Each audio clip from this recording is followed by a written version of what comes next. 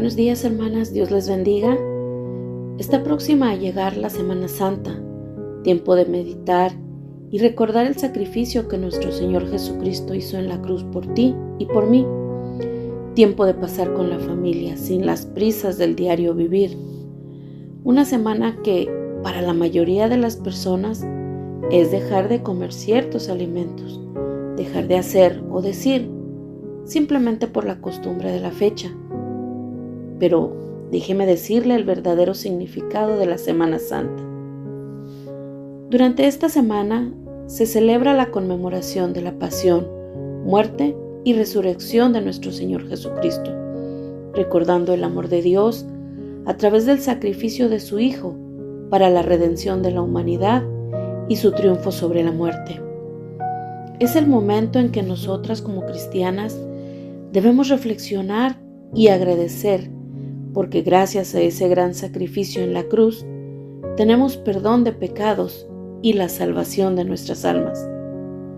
En la cruz, sufrió el castigo que nos correspondía a cada una de nosotras y lo hizo todo por amor. La palabra de Dios nos dice en Isaías 53:5, mas Él herido fue por nuestras rebeliones, molido por nuestros pecados. El castigo de nuestra paz fue sobre Él, y por su llaga fuimos nosotros curados. No hay nada que nosotras podamos hacer para borrar nuestra maldad y asegurarnos la salvación. Gracias al sacrificio de nuestro Señor Jesucristo, somos libres del poder de la muerte y del pecado. No necesitamos hacer más sacrificios o conseguir intermediarios. Podemos acudir directamente a Dios para recibir su amor, su perdón y la vida eterna.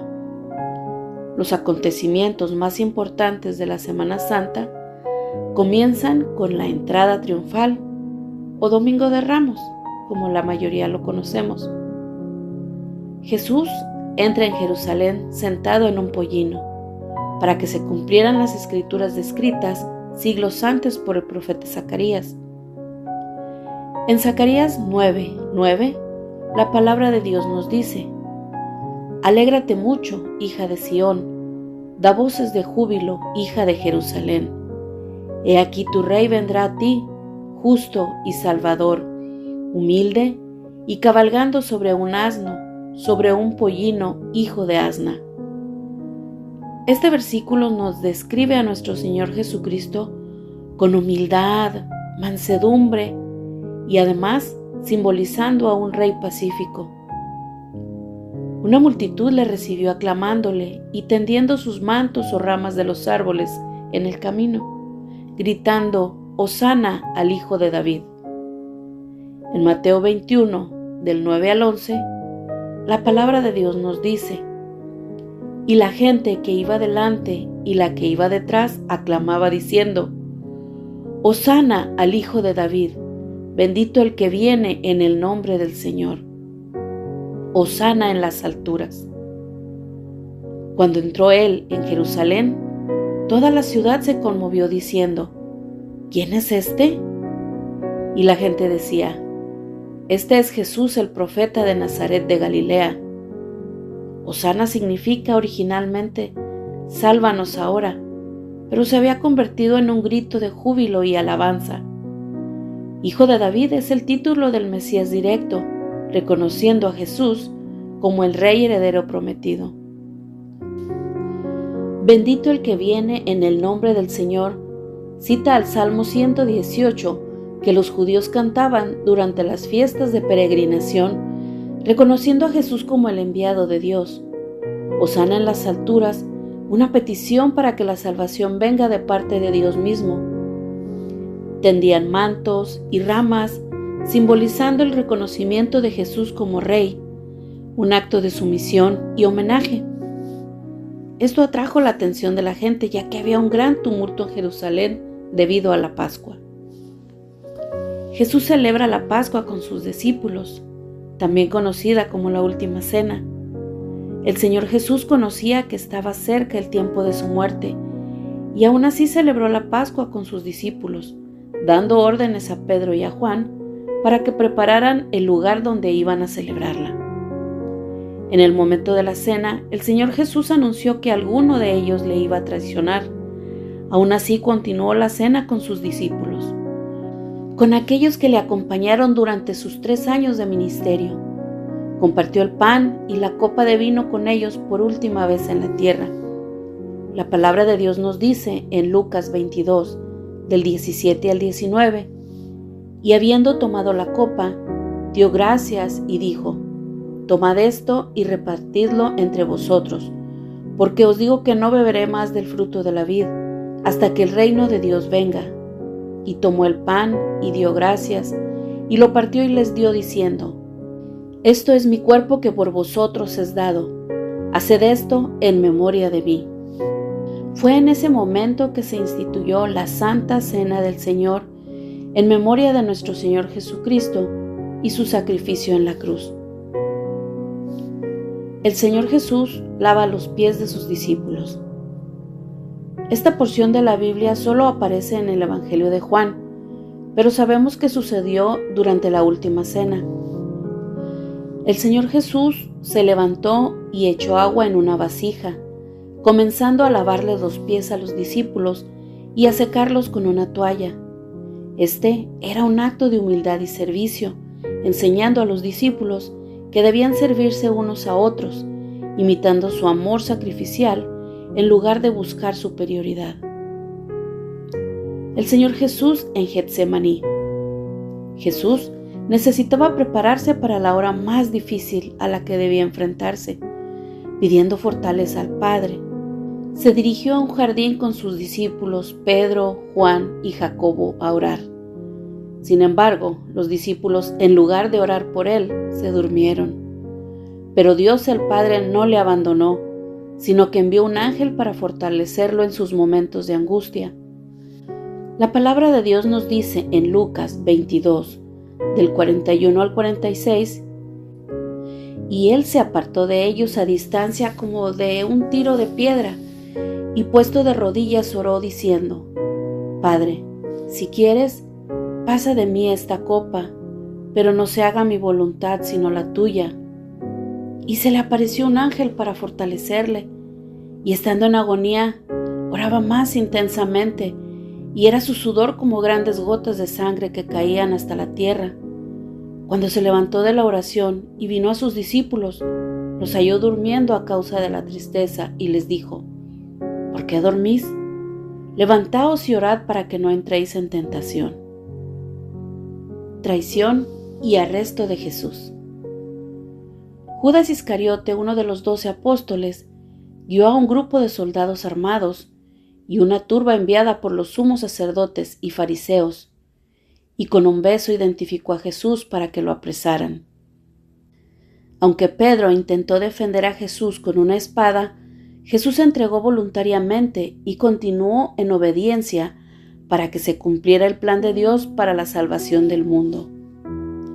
Jesús soportó valientemente y con silencio toda la humillación, los azotes, las burlas, los escupitajos y todo el horror, además del abuso físico y emocional que sufrió durante su arresto y crucifixión. Lo hizo por amor y lo hizo por cada uno de nosotros.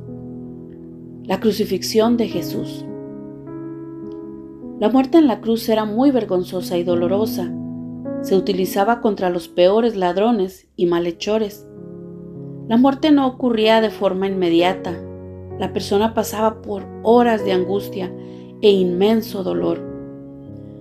Además de la humillación por su desnudez, Jesús tuvo que soportar las burlas constantes por parte de los que observaban o pasaban cerca de él.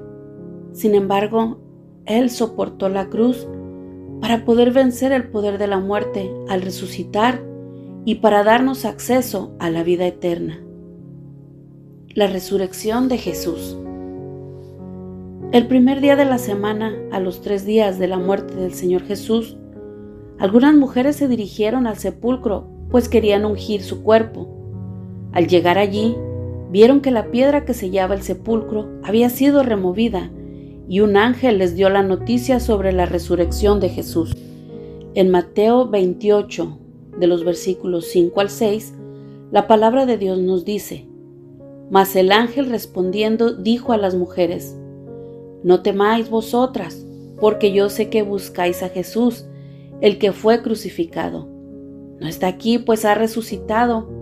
Como dijo: Venid, ver el lugar donde fue puesto el Señor. Nuestro Señor Jesucristo resucitó, está vivo y en Él tenemos paz y propósito. Vivamos para Él, hermanas. La palabra de Dios nos dice en Juan 20, del 19 al 21, Cuando llegó la noche de aquel mismo día, el primero de la semana, estando las puertas cerradas, en el lugar donde los discípulos estaban reunidos por miedo de los judíos, vino Jesús y puesto en medio les dijo: Paz a vosotros. Y cuando le hubo dicho esto, les mostró las manos y el costado, y los discípulos se regocijaron viendo al Señor. Entonces Jesús les dijo otra vez: Paz a vosotros. Como me envió el Padre, así también yo os envío. El propósito y la base de la misión a la que fueron enviados los discípulos era, y es, de continuar la obra de Jesús, predicar el Evangelio, ofrecer el perdón de pecados a través de la sangre que el Señor Jesucristo derramó en la cruz y recibirle como Señor y Salvador, además de recibir el precioso regalo de la vida eterna y morar con Él. Hermanas, vivamos en obediencia, no solo esta Semana Santa, sino todos los días de nuestro peregrinar por esta tierra. Seamos luz allá afuera, a donde sea que vayamos y con las personas que nos encontremos. El nacimiento, vida, muerte y resurrección de nuestro Señor Jesucristo ha sido sin duda alguna el suceso más importante en la historia de la humanidad. Además, algo de suma importancia que nos dice la palabra de Dios en Juan 27, y el sudario que había estado sobre la cabeza de Jesús, no puesto con los lienzos, sino enrollado en un lugar aparte. En la cultura hebrea antigua, hermanas, cuando se servía la mesa para comer, si el maestro se levantaba y arrugaba la servilleta sobre la mesa, indicaba que había terminado de comer, y el sirviente podía limpiar. Por el contrario, si la servilleta estaba doblada, esto indicaba que el maestro no había terminado aún de comer. Cuando nuestro Señor Jesucristo resucitó, dobló el lienzo que cubría su rostro en la tumba. Su obra no había concluido y esto indicaba una prueba contundente: volveré. Así que, hermanas, debemos siempre velar y orar mientras aún haya tiempo. Preguntémonos: ¿estamos preparadas para el regreso de nuestro Señor Jesucristo? Dios les bendiga.